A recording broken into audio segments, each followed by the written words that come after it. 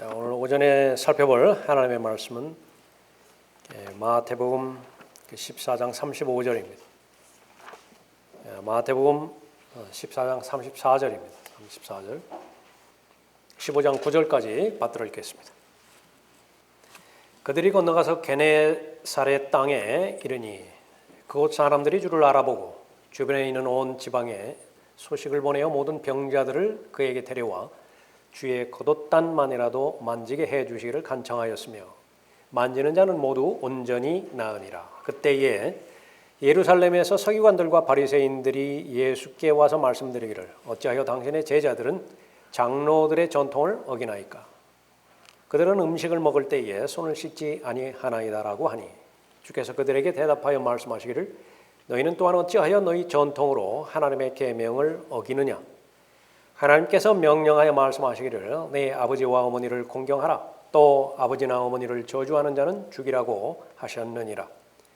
그러나 너희가 말하기를 나로 인하여 유익을 받게 될 것은 무엇이나 예물이라고 자기 아버지나 어머니에게 말하는 사람은 누구라도 자기 아버지나 어머니를 공경하지 않아도 무방하다 하니 그렇게 해서 너희는 너희 전통으로 하나님의 계명을 폐기시키고 있는 것이라.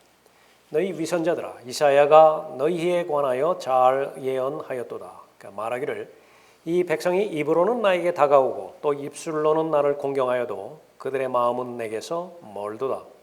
사람들의 계명들을 교리들로 가르치니 그들이 나를 헛되이 경배하는도다라고 하였느니라고 하시더라. 기도하겠습니다.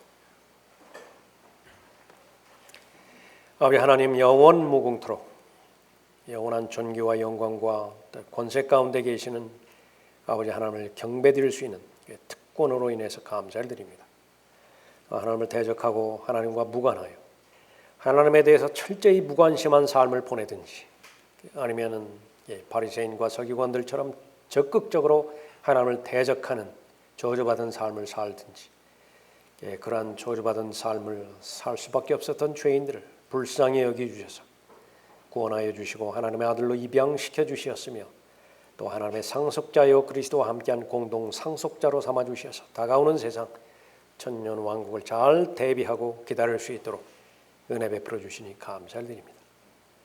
받은 것들에 감사하는 하나님의 자녀들이 영과 진리로 경배드리고 있습니다. 이제는 하나님의 말씀을 받아들일 준비된 마음으로 하나님의 말씀을 듣고자 합니다. 지혜와 계시의 영을 통하여 잘 깨달을 수 있도록 분별력을 허락해 주시고 자신의 믿음과 결합할 수 있는 좋은 결심과 다짐의 의지를 허락해 주셔서 말씀으로 인한 아름다운 열매 맺을 수 있도록 인도해 주시길 원합니다.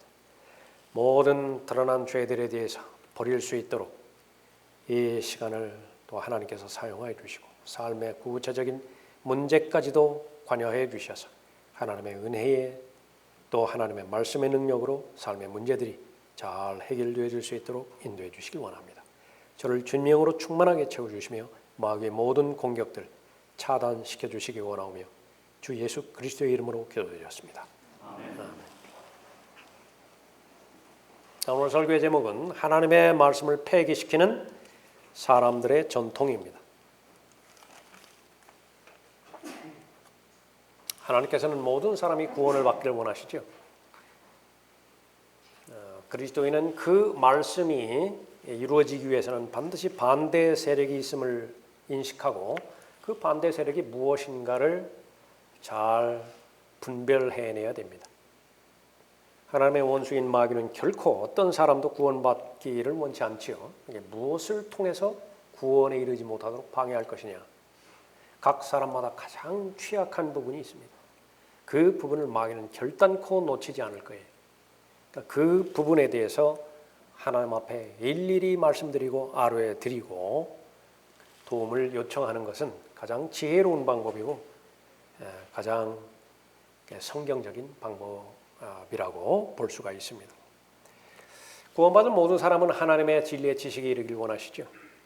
하나님의 전신갑옷으로 잘 무장해서 그리스도의 훌륭한 군사로서 들림받아 올라갈 그때까지 맡겨주신 영적 전쟁에서 승리를 하기를 원하는 것입니다.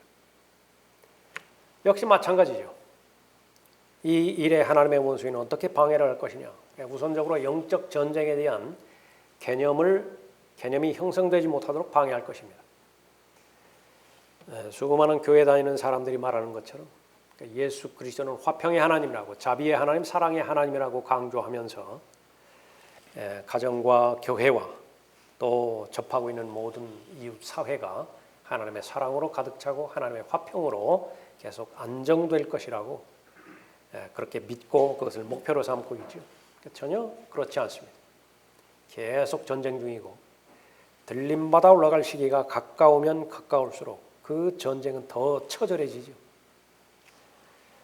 영적 전쟁이라고 하는 인식을 갖지 못하도록 방해하는 것을 시작으로 해서 마귀의 계략과 책략에 대해서 무지하게 만들 것이고요.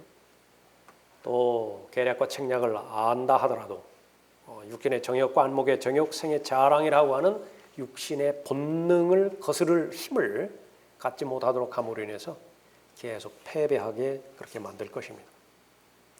하나님의 말씀은 효력을 발생해야 됩니다. 살아있죠. 그 능력이 있죠.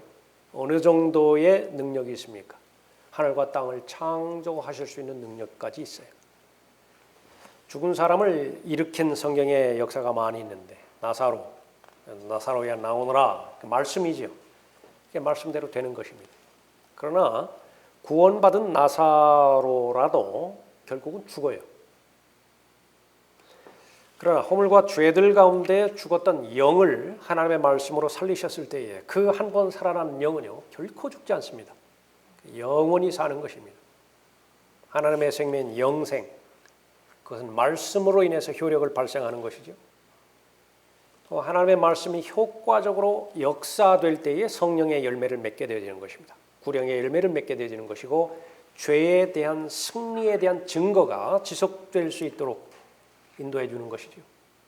마귀의 일들을 멸망시키기 위해서 오신 예수 그리스도께서는 말씀으로 그 일을 지금도 오늘 이 시간에도 계속 행하고 계세요. 이 부분에 있어서 마찬가지로 하나님의 말씀이 효과적으로 역사하지 못하도록 방해하는 마귀의 계략이 들어먹힌다고 한다면 하나님의 말씀은 전혀 효력을 발생하지 못하고 있습니다. 전지전능하신 하나님의 말씀이라 하더라도 마음의 준비가 되어 있지 않는다고 한다면 그것은 소설책 한 귀절만도 못한 그런 결과를 가져오는 것입니다.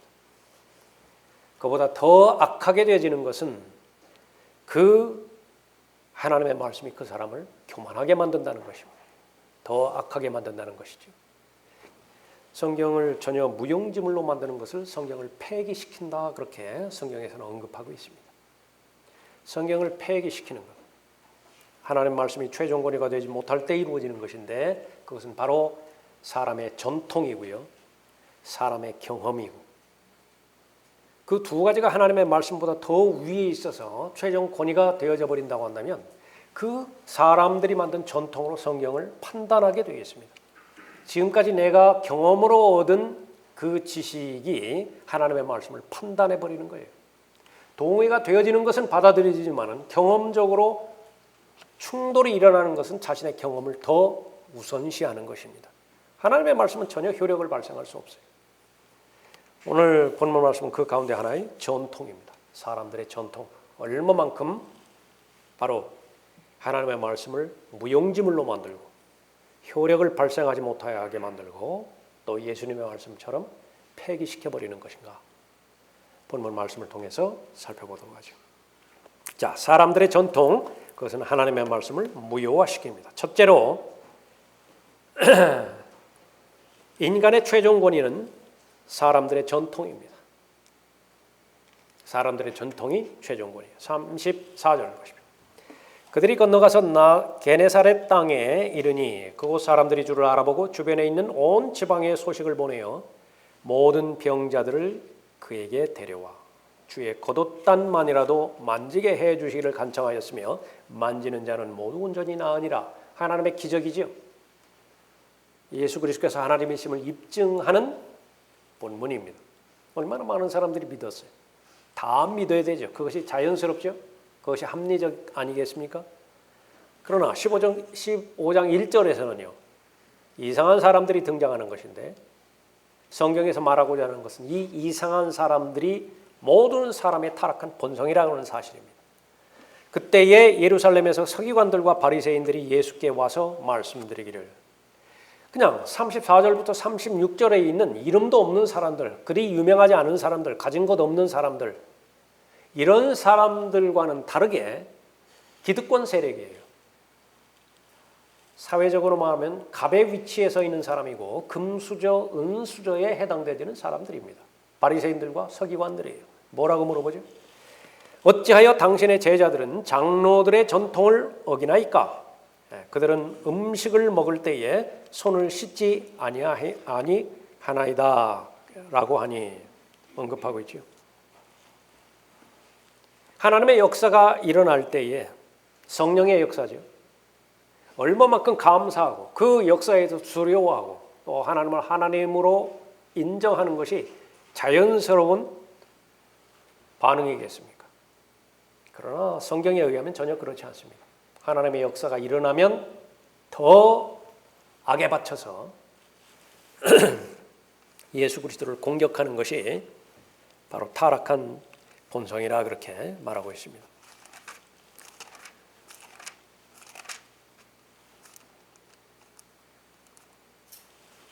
마태복음 9장 2절에서 그런데 보라 사람들이 침상에 누운 한 중풍병자를 주께 데려오니 예수께서 그들의 믿음을 보시고 그 중풍병자에게 말씀하시기를 아들아 기운을 내라 네 죄들이 용서받았느니라고 하시더라. 성령의 역사죠. 반응은 무엇입니까? 그런데 보라 서기관들 중 몇 사람이 속으로 말하기를 이 사람이 하나님을 모독하는도다. 하나님의 원수로 그렇게 만들어버리는 것이죠. 하나님의 역사가 일어날 때에 한결같이 예수 그리스도를 반대하는 경향으로 몰아가는 것입니다. 예수님께서 마귀에게 사로잡힌 벙어리 한 사람을 치유시켜 주십니다. 마귀가 떠나갔어요. 그때의 반응입니다. 그러나 바리새인들은 말하기를 그는 마귀들의 통치자를 힘입어 마귀들을 쫓아낸다. 성령께서 하신 역사를 마귀의 역사로 돌려버리는 것이죠.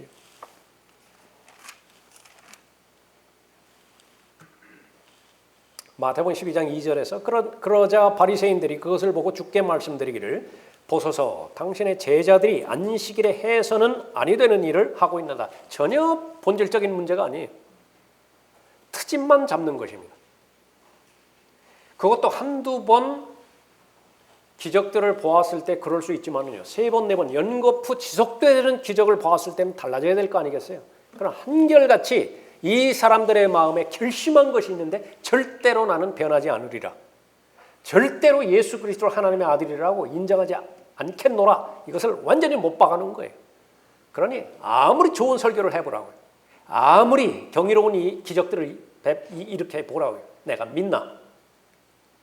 그것이 마귀가 주는 생각인데 바리새인과 서기관들의 마음 가운데 그것이 지속적으로 발견이 되었던 것입니다. 손에 병이 난 사람이 있었죠. 손을 펴라 해서 온전하게 치유시켜 주셨습니다. 그때의 반응이에요. 그때 바리새인들이 나가서 그를 어떻게 죽일까 하고 그에 대하여 모의하더라. 급기야는 저 예수 그리스도라고 하는 사람들이 따르는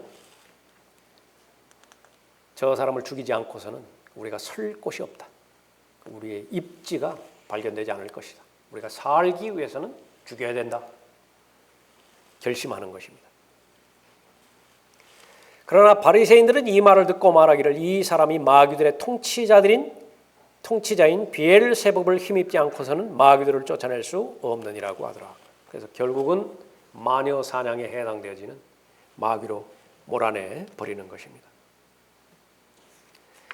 본문 말씀 다시 한번 예수님께서는 가장 잘 배웠다라고 하는, 오늘날로 말하면 학자연합이죠. 정면으로 충돌하는 것입니다. 서기관들과 바리새인들이죠. 서기관들과 바리새인들에 대해서 일관적으로 하나님께서 말씀하시는 것은, 그들을 드러내주는 것은 겉을 깨끗하게 하는 데는 전문가들이에요. 그것이 사람의 몸이든 무슨 접시든 단지든 겉을 깨끗하게 하는 데는 이 사람들을 따라올 사람이 없다. 그러나 마음을 숨기는 데 있어서 또한 명수입니다. 전혀 예수님 제외하고 다른 사람이 알아채지를 못해요. 그리하여 땅에 쏟아진 의로운 모든 피가 너희 위로 돌아오리니 의인 아벨의 피로부터 너희들이 성전과 제단 사이에서 죽인 바라키아의 아들 사카리아의 피까지니라. 마태복음 23장 35절 말씀인데요. 누가 하나님의 선지자들, 하나님의 의로운 자들을 죽이는 데 앞장선 것이냐? 하나님을 가장 잘 믿는다라고 겉으로 고백하는 자들이라. 사람들이 인정하는 자신들의 지도자라. 그렇게 말하는 것입니다. 그런데 이 사람들이 하는 짓이라고 하는 것은 제일 첫 번째 순교자인 아벨의 피로부터 구약 성경의 마지막 순교자인 바라키아의 아들 사카리아의 피까지 모두가 다 이들 책임이라고 언급하고 있습니다. 그것이 바로 하나님의 말씀을 폐기시키는데 앞장섰던 무리들이에요. 예수님을 죽이는 데 있어서 빌라도의 재판정이 있었죠. 이방인이죠. 빌라도는. 그 이방인이 재판하는 장소가 있는데 빌라도의 재판정입니다. 거기에 유대인들은 들어가면 더럽혀진다고 생각을 했어요. 그런데 조금 있으면 유월절 지켜야 되거든요. 그런데 지금 누구를 죽이려고 해요? 그러니까 유월절 어린 양, 진짜 유월절 어린 양인 하나님의 어린 양을 죽이려고 지금 작심하고 대드는데 그 유월절 의식을 지키기 위해서, 종교 행위를 행하기 위해서 자신의 몸이 더럽혀지면 안 된다라고 여김으로 인해서 빌라도의 재판장에 들어가기를 거부했던 사람들입니다. 그런데 본인은 이 위선적인 상황을 알아채지도 못해요. 이보다 더 무서운 일이 어디 있습니까? 전통이에요. 그 후 그들은 예수를 카야파에게서 재판정으로 끌고 가니 때가 새벽이더라. 그 사람들이 재판정 안으로 들어가지 않은 것은 자기들이 더럽혀지지 않아야 유월절 양을 먹을 수 있기 때문이라. 더럽혀지면 유월절을 지키지 못할 것을 염려했기 때문에 그런 것입니다. 그러나 성경의 평가는 모두가 다 공범이에요. 예수 그리스도를 죽이는 데 있어서 공범입니다. 사도행전 7장 52절에서 선지자들 가운데서 너희 조상이 박해하지 아니한 사람이 어디 있었느냐. 또 그들은 의로우신 분의 오심에 관하여 미리 말한 그들을 죽였고 이제 너희는 그 의로우신 분을 배반한 자요 살인한 자가 되었으니. 그러니까 빌라도가 죽인 게 아니에요. 로마 군인들이 죽인 것이 아니라 누가 죽였어요? 이 바리새인들이 죽인 것입니다. 그것이 성경의 평가예요. 이런 사람들의 특징, 성경적 찔림에는 확신도 없고 관심도 없어요. 마귀가 사람들을 공격할 때요, 두 가지로 사람들을 반응하게 만드는 것인데 영적인 영역에 있어서 거의 관심 갖지 않게 만들어요. 죽은 다음에 나는 어떻게 될 것인가. 그 생각이 감당하지 못한 생각이기 때문에 아예 그런 생각에 대해서는 관심을 갖지 않게 만들어버리는 것입니다. 또 하나의 극단은 가장 적극적으로 방해해요. 사람이 죽으면 없어진다라고 하는 근거 없는 유신론적인 사물관에 대해서 거의 진리화시켜버리죠. 사람은 물질로 이루어져 있다. 사람이 생각하는 것 자체도 호르몬끼리 화학 반응에 의해서 일어나는 것이다.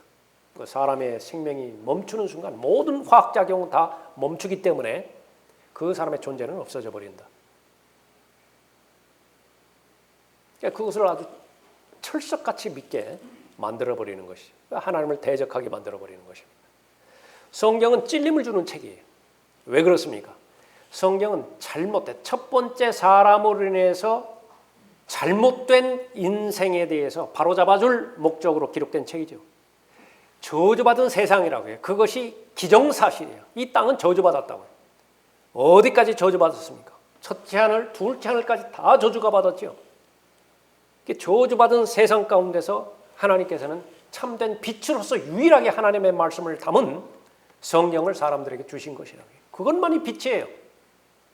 그 길만이 참된 길이라고 해요. 비록 오래된 옛 길이라 하더라도 사람들은 새 것 좋아한다 하더라도 옛 길, 그 진리, 그것은 변하지 않아요. 그런데 그 길로 들어서기 위해서는 본인의 지금 상태가 잘못되었다라고 하는 사실을 인식할 수 있어야 됩니다. 지금 내가 잘못됐어요. 지금 병에 걸렸다고요. 그 사실을 알아야 의사의 도움을 필요로 하고 또 치료를 필요로 하게 되어지는 것인데 전혀 몰라요. 자신이 잘못됐다는 것을. 전통이 그렇게 만들어버리는 것입니다. 양심이 화인 맞아서 양심이 죽어버렸기 때문에 하나님의 아들을 죽이는 것에 대해서 아무 찔림도 없어요. 오늘날 같으면 하나님을 모독하는 것에 대해서 예수 그리스도의 그 신성한 이름을 욕하는 데 쓰는 것은 물론이고 저주하는 데 쓰는 데 있어서요. 완전히 교육이 되었기 때문에 세뇌가 되었기 때문에 전혀 찔림이 없게 되어지는 것입니다. 전통이에요. 어찌하여 당신의 제자들은 장로들의 전통을 어기나이까? 이 예수님의 제자들은 하나님의 입에서 나오는 말씀에 따라서 걸어가고 있는 사람들이죠. 하나님 말씀을 존중하는 사람이에요. 그런데 그 사람을 놓고 왜 장로들의 전통을 지키지 않는 것이냐? 최종 원인은 사람들이 만든 전통입니다. 사람들이 만든 유대인의 전통에는 많은 것들이 있는데 그 가운데 하나가 미시나예요. 전달해서 후전으로 이렇게 전해오는 사람의 유대인의 전통을 말하는 것입니다. 그 전통 가운데서는 바깥과 관련돼서 어떻게 하면 깨끗해질 것이냐, 특히 손과 관련돼서 어떻게 정결함을 유지할 것이냐 많이 포함이 되어 있습니다. 아주 병적으로 손들을 많이 씻어요. 근데 그것이 유리하게 작용하는 것이 하나 있었는데 패스트가 창궐할 때 유대인들은 거의 죽지 않았죠. 사람들은 유대인에게 그 혐오를 돌리기까지 했던 것입니다. 손을 씻지 않고 손으로 음식을 먹는다고 한다면 그 손 안에 묻어있던 마귀들이 몸 안으로 들어온다고 철석같이 믿었어요. 그 근거는 어디 있느냐? 어떤 장로 가운데 명망이 있었던 장로 하나가요. 그렇게 한번 말해 본 거예요. 시작은 다 그렇게 말하는 것입니다. 사람이 죽으면 그 혼백이 뼈에 묻어 있다고, 뼈에 있다고. 그러니까 누군가가 그렇게 말한 거예요. 그러니까 무슨 근거죠? 아무것도 없어요. 그런데 그것이 계속 구전으로 왔는데요.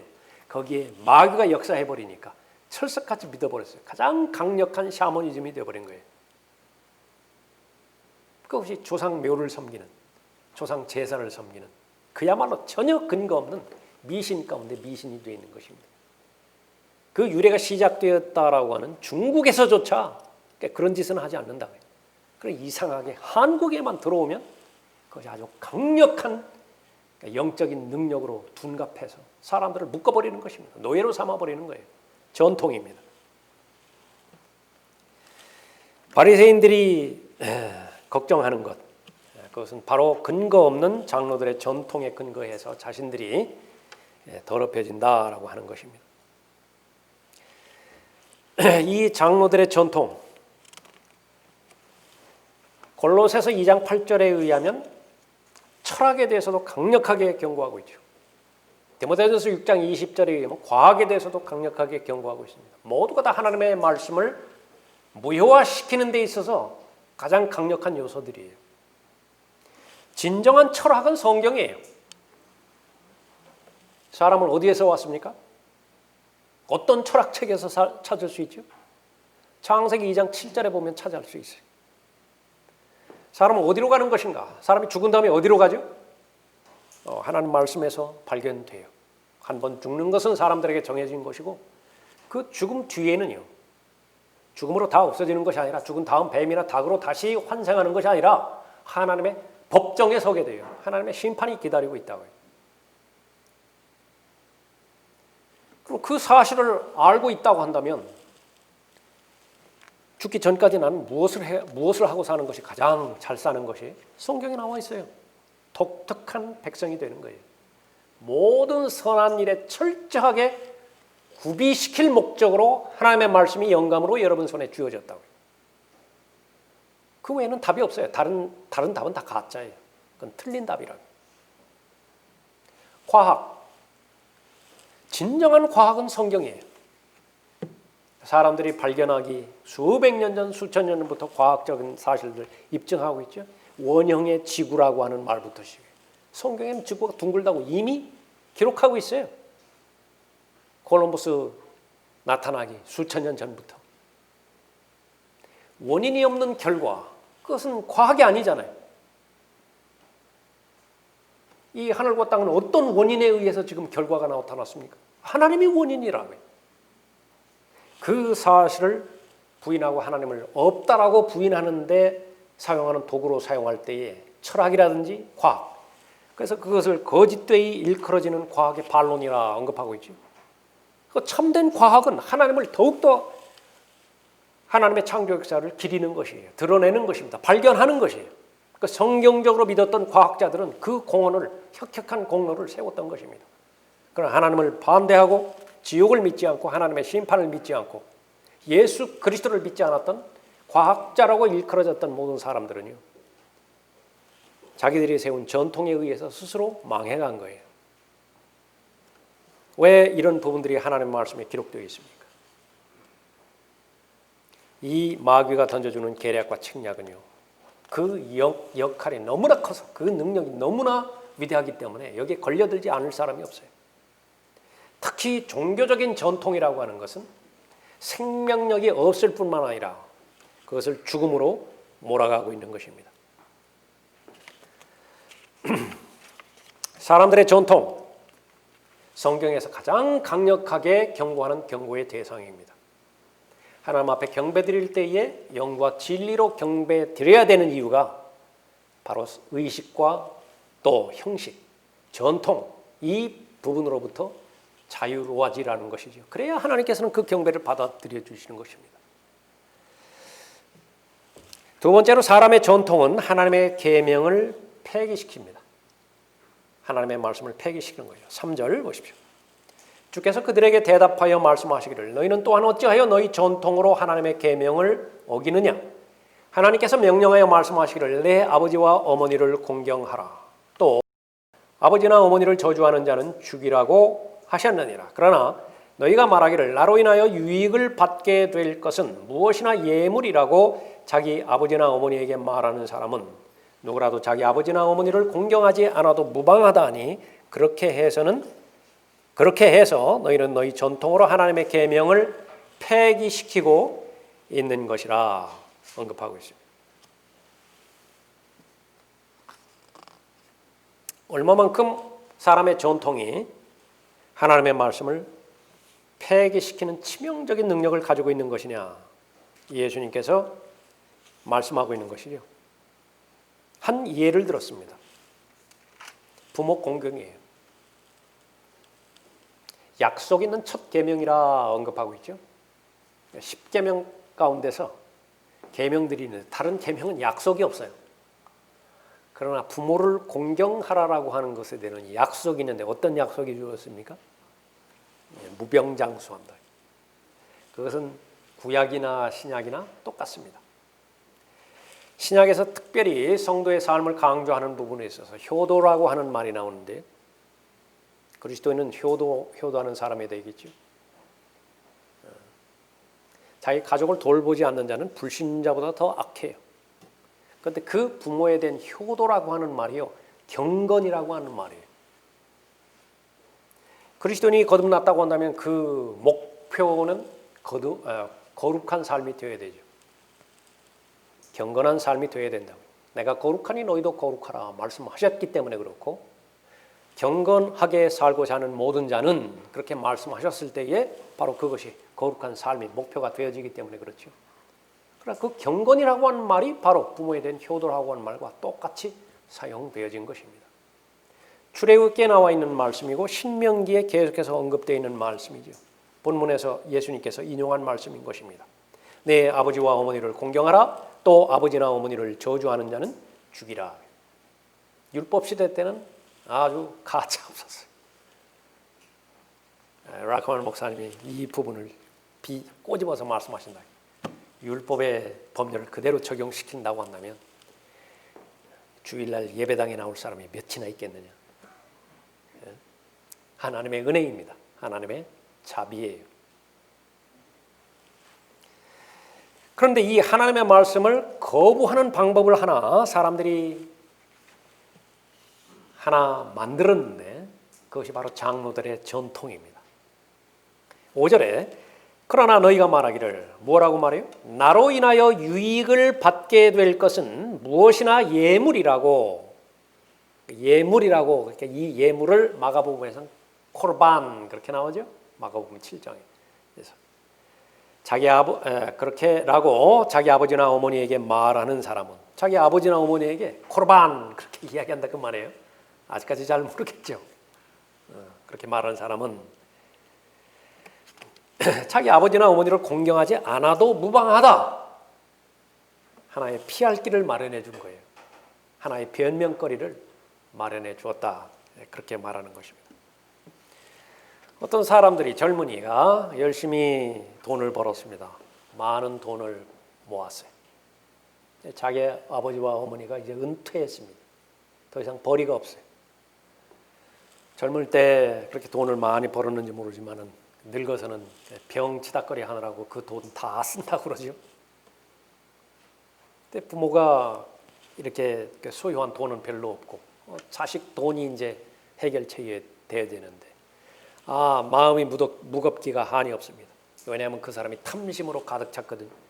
어떻게 내가 벌어놓은 돈인데 그것을 부모 병원비로 그것을 부모 봉양비로 그렇게 다 쓰느냐 그 말이죠. 낭비라고 생각한 거예요. 그 돈은 낭비이다. 방법이 하나 있는데 종교적인 방법입니다. 제사장한테 가서 랍비한테 가가지고 이 돈을 하나님 앞에 내가 헌금하겠습니다. 코르반이에요. 그 이름이. 그러면 제사장과 이 랍비가 그걸 받아들이는 것이죠. 받아들였다. 그것은 지극히 합법적인 돈이고 그것은 거룩한 돈이기까지. 부모님이 말합니다. 병원 가야 될 텐데 좀 네가 좀 보태야 되겠다. 코르반 끝난 거예요. 다 갖다 바쳤습니다. 교회에다 갖다 그렇게 바쳤기 때문에 나는 병원비로 쓸 돈이 없습니다. 부모도 동의를 해야 되고요. 본인도 죄책감 가질 이유가 없어요.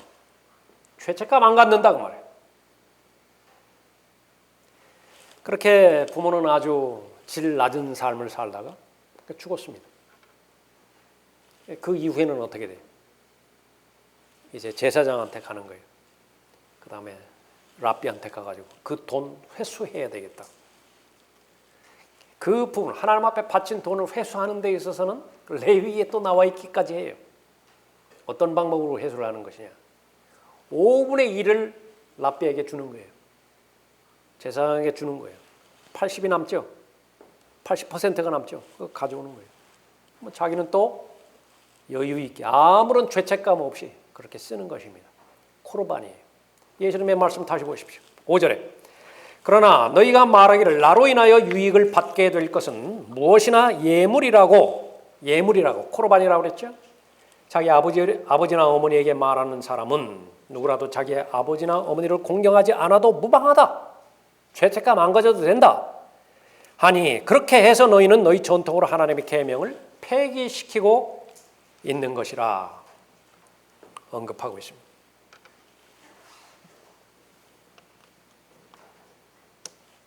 예수님의 평가는 무엇입니까? 죄 짓고 있는 것이지요.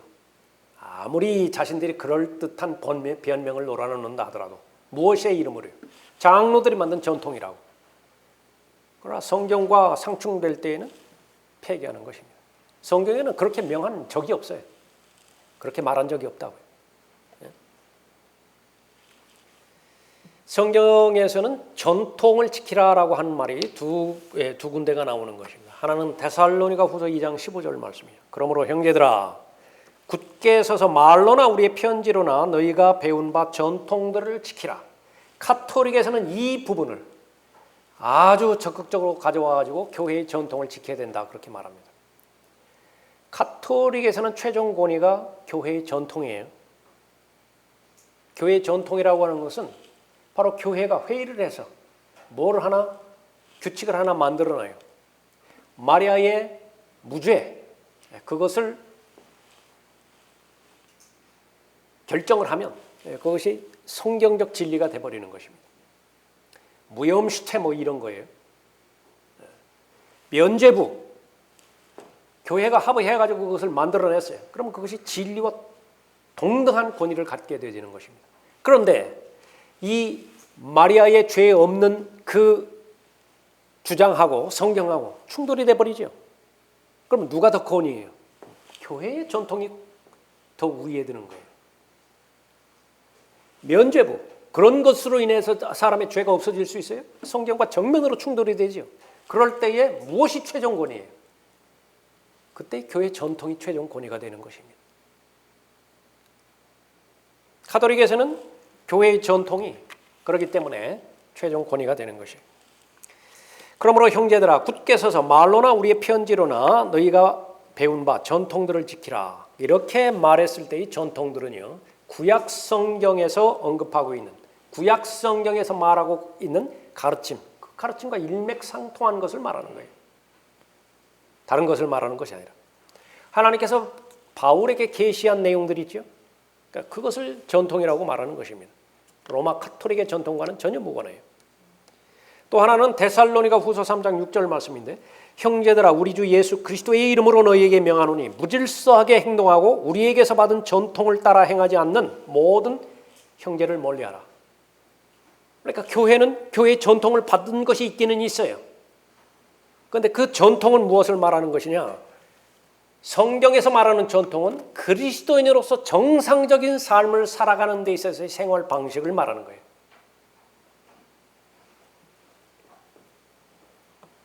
다시 말하면 게을러지지 않는 것을 말하는 것입니다. 성경에서는 게으른 삶에 대해서는 악한 삶이라고 말하고 있는 것인데, 그러한 것에 초점을 맞춰서 교회의 전통이라 그렇게 언급하고 있지, 카톨릭에서 말하는 것처럼 어린 아이들에게 물뿌림으로 인해서 구원을 보장해 주는 것, 그런 거 성경에 어디 있어요? 그런 거 전통이 아니라, 카톨릭에서 말하는 전통, 계속해서 묵주 돌리면서 로사리라고 그러죠. 마리아여 들으소서, 마리아여 들으소서. 그런 건 전통이라고 말하지 않는다. 그 성경에서는. 조금 전에 살펴봤던 면죄부라든지 성직자는 결혼하지 말아야 된다든지 독신주의. 사람이 죽으면 어디로 가는 것인가? 그러니까 연옥을 하나 만들어놨다. 그러니까 다 돈과 관련되어 있는 부분이죠. 사람들은 무지하기 때문에 자기 아버지가 죽으면 어디로 가는지 잘 모르는 거예요. 남편이 먼저 죽었는데 어디로 가는지 모른다. 그때의 사제가 가가지고 당신 남편은 좋지 않은 곳에 있다고, 그다지 지금 좋은 상황 아니라고 지레 겁먹어가지고, 그러면 어떻게 해야 되는 거냐고 지극정성으로 기도하고, 지금 남은 유산으로 만든, 남편 유산으로 만든 토지 일부 있을 거 아니냐, 그거 갖다 바치라고 과부의 집을 삼켜버리는 거예요. 그런 것이, 그것은 성경에서 말하는 교회 전통이 아니에요. 무슨 매주마다 만나가지고서 입에 넣는 빵이 진짜 예수님의 살이 되고 예수님의 진짜 피가 되고, 그런 화채설이라든지 교황의 권위로 결정했다고 한다면 그 결정에는 성경과 같은 권위가 있다라고 하는 교황 모설이라든지 그런 것들은 절대로 교회의 전통이 아닌 것입니다. 죽은 자들을 위한 기도, 무슨 유물 숭배하고 또 성화를 숭배한다든지, 죄 지었으면 스스로 예수 그리스도 앞에서 죄를 자백하지도 못하고 반드시 사제 앞에 가서 자신의 죄를 다 공개적으로 해서 약점 잡히고요. 사제들이 얼마나 많은 약점을 잡는지 알아요? 그런 거 가지고. 그런 것들은 절대로 사람들의 교회의 전통과는 무관하게 사람들이 만든 전통이라고 하는 사실입니다. 하나님의 말씀을 폐기시키는 것, 사람이 자신의 경험을 하나님의 말씀보다 더 최종 권위로 놓는다고 한다면 하나님 말씀 유용하게 사용되는 거 없어요. 다 폐기시켜버린다. 그 가운데 하나가 사람들이 만든 전통입니다. 사람의 전통은 하나님의 말씀을 무효화시킵니다. 마지막 세 번째로 사람들의 전통은 하나님을 헛되이 경배하게 만드는 것이 7절 보십시오.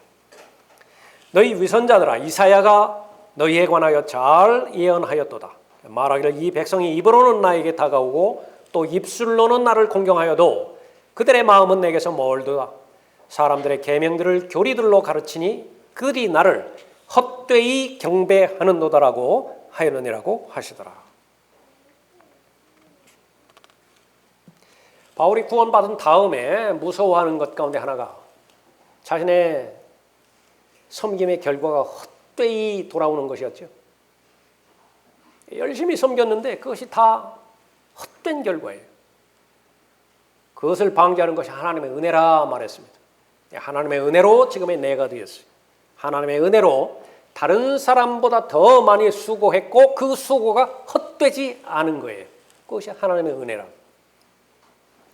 하나님 앞에 경배드리기 위해서 귀한 시간을 하나님 앞에 바치죠. 물질도 바치죠. 여러분의 마음도 바치죠. 반드시 받아들여져야 됩니다. 그 경배는 하나님께서 연락하셔야 돼요. 그것을 방해하는 것이 있습니다. 받아들이지 못하는 모든 경배는 다 헛된 경배죠. 하나님께서 인정하지 않으시는 모든 섬김은 다 헛된 섬김인 것입니다. 나중에 죄밖에 남지 않는다. 그 가운데 하나가 그렇게 만드는 것 가운데 하나가 전통이에요. 종교 형식주의고 또 의식에 매달려서 그렇게 하는 것입니다. 이 사람들을 예수님께서는 위선자들이라 그렇게 말하고 있습니다. 예수님께 대해서 항거하죠. 왜 당신 제자들은 식사 전에 손을 씻지 않는 것입니까? 반드시 지켜야 될 장로들의 전통 아닙니까? 너희들 누군지 내가 말해줄까? 이 위선자들아. 그 말하고 똑같은 것이에요. 본문 말씀이. 이것이 성경에서 계시된 예수 그리스도의 성품이에요. 한없이 인자하고 한없이 부드럽고 심지어 우유부단하고 죄를 지었다 하더라도 모든 죄를 다 포용하고 그건 종교 괴물이에요. 그런 것은 하나님일 수가 없는 것입니다. 악에 대해서는 철저하게 분노하시고 진노하시는 분이 하나님의 자격이 있는 분이세요. 선에 대해서는 받아들이시고요. 그러나 아무리 악하다 하더라도 하나님을 신뢰하는 대상이라고 한다면 용서하지 못하실 죄가 없어요. 그것이 예수 그리스도의 보혈의 능력인 것이지요. 본질을 꿰뚫었습니다. 이 백성이 입으로는 나에게 다가오고 또 입술로는 나를 공경하여도 그들의 마음은 내게서 멀르다. 왜 입으로는 예수 그리스도를 시인하고 또 하나님의 존재를 시인할까요? 사람들에게 들으라고. 그 목표는 하나님이 아니라 사람들이에요. 사람들의 이목을 얻어와야 돼요. 그런데 사람들이 자신에게 집중했던 그 영적인 기득권이 위태위태해지는 것입니다. 왜 그렇죠? 예수 그리스도께로 다 쏠리는 거예요. 이 부분에 대해서 생명을 걸고 막아 서야 되는 입장에 선 것이 바로 이 종교 위선자들, 서기관들과 바리새인들이었습니다. 사람의 모든 삶의 문제는 마음에서 일어난다라고 하는 것이 성경의 답이에요. 이는 그가 마음에 생각하는 대로 그도 그러한즉 그가 내게 먹고 마시라고 할지라도 그의 마음은 너와 함께 있지 아니함이라. 잠언 23장 7절 말씀이고요. 잠언 4장 23절 말씀은 열심을 다하여 내 마음을 지키라. 돈 지키는 것보다도 더 중요한 것이 마음 지키는 거예요. 지금까지 쌓아오는 자기의 스펙, 자기의 명성 지키는 것보다도 훨씬 더 중요한 것이 자신의 마음 지키는 것입니다. 그러나 소홀히 하죠. 왜 그렇죠? 다른 사람에 관심이 없어요. 볼 수도 없어요. 평가도 불가능해요. 마음이기 때문에 그런 것이에요. 그러나 영원히 계시고 살아계시고 영으로 계시는 하나님의 관점에서 볼 때에 마음보다 더 중요한 대상은 없습니다. 열심을 다하여 내 마음을 지키라. 이는 삶의 문제들이 거기서 나옴이라 언급하고 있습니다. 나를 헛되이 경배하는 요소는 사람들의 계명들을 교리로 가르치는 것입니다. 모든 이단 교리를 비판하고 공개적으로 드러나고 책망해야 되는 이유는 바로 거기에 있어요. 본인들이 구덩이에 빠질 뿐만 아니라 그 교리에 세뇌된 모든 사람들은 다 똑같은 운명을 가지고 있기 때문에 예수 그리스도께서 오신 목적은 양들로 생명을 얻게 하는 것이죠. 그 일을 하라고 부활의 증인들로 그리스도인들을 불러주셨잖아요. 그 일을 행할 수 있어야 되는 것입니다. 이 부분에 대해서 계속해서 책망하시고 반복적으로 말씀하셨음에도 불구하고 듣지 않는 사람들에게는 저주하십니다. 저주로 끝나요. 오 독사들의 세대야, 악한 너희가 어떻게 선한 것을 말할 수 있느냐. 이는 마음에 가득한 것을 입이 말하기 때문이라. 예수 그리스도께서 사랑하는 대상이 누구신가? 여러분은 성경을 읽으시면서 공부하면서 찾아내야 됩니다.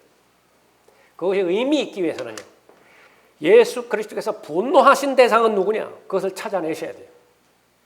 예수 그리스도께서 즉각적으로 분노하신 대상은 성경의 권위를 부인하는 모든 사람들입니다. 대부분 종교 지도자들이죠. 분노의 대상이에요. 이 사람들의 특징은 자신을 선생이나 아버지라 부르라는 거예요. 모세의 자리에 앉기를 좋아하는 사람입니다. 사람들로부터 영예를 얻기를 좋아하는 사람들이에요. 그러나 분명하게 하나님의 사람, 대표적인 사람 바울의 고백에 의하면 자신은 종이라는 거예요. 사람들의 종임을 스스로 전파한다고 말씀하셨죠. 고린도전서 4장에서. 섬기기 위해서 이 땅에 오셨는데 그 말씀으로 섬기는 일밖에 없다고 해요. 취임된 요한의 그 말로처럼 쓰러져 가는 거예요. 없어져 가는 거예요. 다른 사람들로부터 인정받지 못하는 것입니다. 그러나 종교 지도자가 되어버렸을 때 사람들의 전통이 하나님의 말씀보다 더 위에 섰다고 한다면 정반대로 되는 거예요. 자신을 존경해야 돼요. 자신은 인정받아야 돼요. 스스로 생각하기에도 그럴 자격이 있다라고 인정하기 때문에 그렇죠. 그 사람의 내부를 봤더니요, 모든 것이 악한 것들로만 가득 채워져 있는 것입니다. 선한 사람은 마음에 쌓은 선한 보화에서 선한 것들을 내고 악한 사람은 악한 보화에서 악한 것들을 내느니라 말하고 있습니다. 나를 헛되이 경배하는도다. 말씀을 마치면서 여러분이 하는 모든 것들은 다 헛된 것이 돼서는 안 됩니다. 이 교회에서 일어나는 일뿐만 아니라 여러분의 가정에서 일어나는 일들, 직장에서 일어나는 일들, 거리에서 행하는 일들, 심지어 여러분이 휴식을 취하는 시간마저도요, 헛된 시간이 돼서는 안 되는 거예요. 하나님 안에서 여러분이 행하는 모든 시간들, 하나님과 함께하는 모든 시간들은 다 유익이 있는 그런 시간이 되어야 되기 때문에 그렇죠. 어떻게 하면 되죠? 예수 그리스도를 인정하면 돼요. 마음으로 예수 그리스도를 사랑하는 것이 중단되지 않으면 되는 것입니다. 본래부터 선천적으로 착한 마음을 가지고 존재하는 사람은 단 한 사람도 없습니다. 사람의 마음보다 더 악한 대상은 없기 때문에 그래요. 어떻게 가능하지요? 외부의 도움을 받아야 돼요. 그러지 않고서는 불가능합니다. 그 목적으로 성령 하나님께서 그리스도인 안에 내주하고 계시고요. 예수 그리스도 영이 바로 성령 하나님이십니다. 그분께서 일을 하셔야 되는데, 역사하셔야 되는데 그분의 전지전능하신 능력이 담겨있는 책 한 권을 여러분에게 주셨죠. 하나님의 말씀이에요. 전에도 한번 말씀드린 것 같은데 모든 사람들에게 자동차로 비유하면 람보르기니 맞아요? 그거 한 대씩 다 주어졌다고 한다. 사람들 잘 모른다고 하는 것이 요즘으로 말하면 웬만한 사람이라면 클래식 음악 다 듣는다고 하죠. 과거에 클래식 음악 한 곡을 한 곡의 연주를 듣기 위해서는요, 무한한 대가를 지불해야 됐다고 그래요. 평범한 사람은 듣지도 못했다 그래요. 상위 1%, 상위 5% 그런 사람들만 들었던 시절이 있잖아요. 그런데 그것이 보편화됐어요. 그 상황을 보고 사람이 말을 하는 거예요. 모든 사람이 다 람보르기니 차 한 대씩 다 있다고. 근데 사람들은 무감각해. 초대교회 시대만 하더라도 하나님의 말씀 한번 듣기 위해서는요, 그 말씀이 선포되어지는 때를 기다려야만 됐다고요. 일주일에 한 번이에요. 성경이 없어요. 필사본도 없어요. 몇몇 사람만, 종교 지도자들만 회당에서 겨우 가지고 있을 뿐이에요. 그날 기다리고 있다가 그 장소에 가서 경청하는 것입니다. 하나님 말씀 선포하면 듣죠. 그게 다예요. 그런데 그 믿음이 정말로 하나님을 영화롭게 해드리고 하나님을 기쁘시게 해드리고, 로마 제국에서 콘스탄틴 같은 경우에는 그 그리스도교를 국교로 인정하지 않을 만큼 표현대로, 어떤 사람의 표현대로 한다면 집토끼처럼 번성을 한 거예요. 피 흘린 역사가 바로 그런 부분이다. 그 당시에 성경 한 권을 사기 위해서는 집 몇 채 값이라고 그랬죠? 5채 값이라고. 책 5채 값. 여러분이 성경을 구입하는데 얼마 걸립니까? 다 가지고 있다. 다 가지고 있어요. 그 하나님의 말씀을 하나님의 말씀으로 받아들일 수만 있다고 한다면 베레아 사람들처럼 하나님께서는 고상한 사람으로 인정해 주시죠. 그 말씀이 설교를 들었는데 그 들은 설교가 그러한가 성경을 일일이 찾아서 상고해 보는 것이, 그 하나님의 말씀은 사람의 마음에 들어가서 역사하죠. 하나님의 권위이기 때문에 역사하는 것입니다. 그러면 그것이 사람들이 만든 전통의 방해라 하더라도, 철학의 방해라 하더라도, 거짓되이 일컬어지는 과학의 반론으로 방해한다 하더라도 다 막아낼 수 있어요. 하나님의 말씀 빛인데 빛이 들어오지 못하게 방해하는 요소는 없는 것입니다. 마음의 준비만 되어 있다라고 하면 말이죠. 하나님께서는 여러분 모두가 구원을 받고 진리의 지식에 이르기를 원하세요.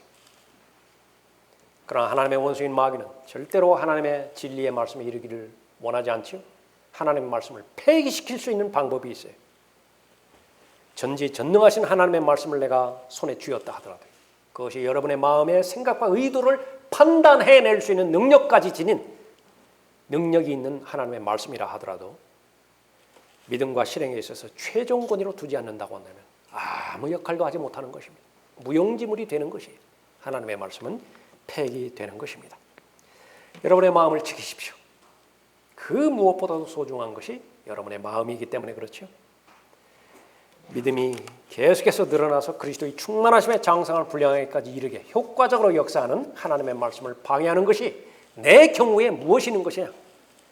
하나님의 말씀을 들을 수 있는 시간이 없는 것이 그 방해 요소인 것인가?